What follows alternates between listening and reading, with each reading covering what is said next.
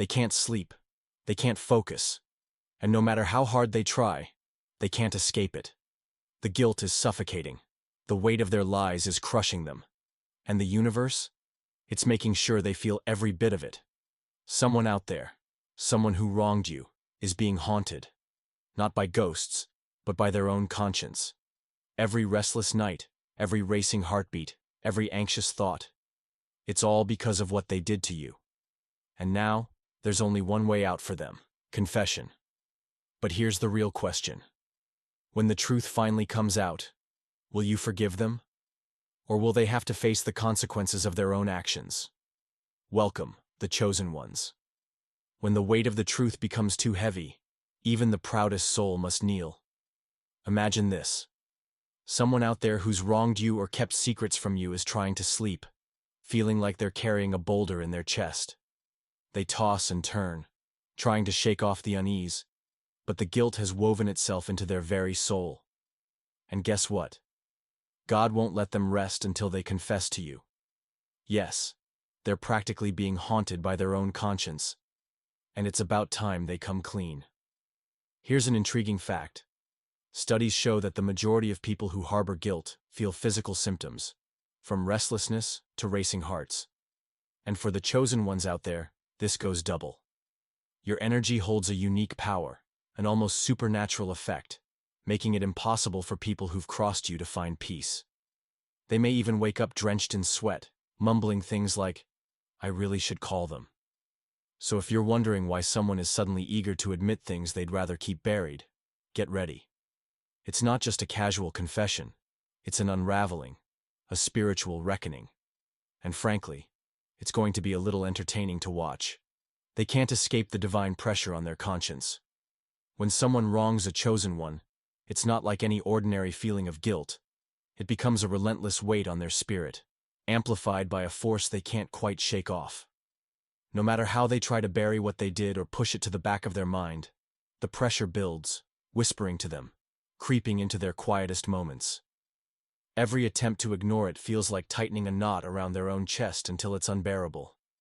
There's no relief, because this isn't just their mind playing tricks on them.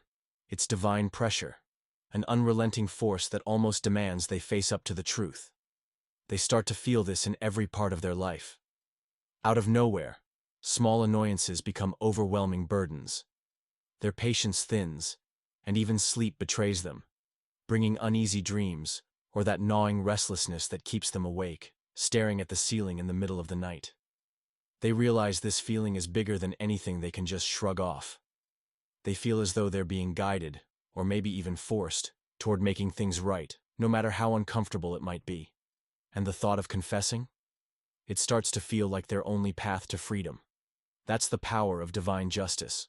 It won't let them go until they come clean. The more they resist, the heavier the pressure gets. Even if they confess, will that really be enough? Or is it too late? Some betrayals cut too deep.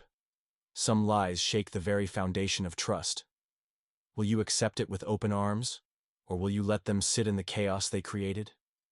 They realize you are part of their spiritual test. When someone wrongs a chosen one, it's rarely a simple act of selfishness or a lapse in judgment. It's often much bigger than that.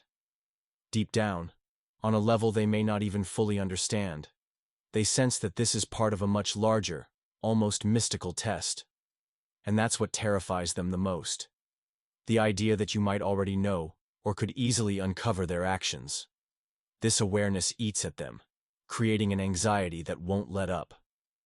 To them, confessing seems like the only way to soften the consequences they believe are coming.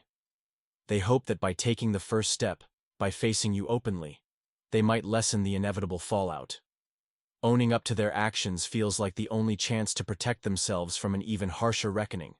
A spiritual blowback they sense is looming. In your presence, their need to confess becomes urgent, almost desperate.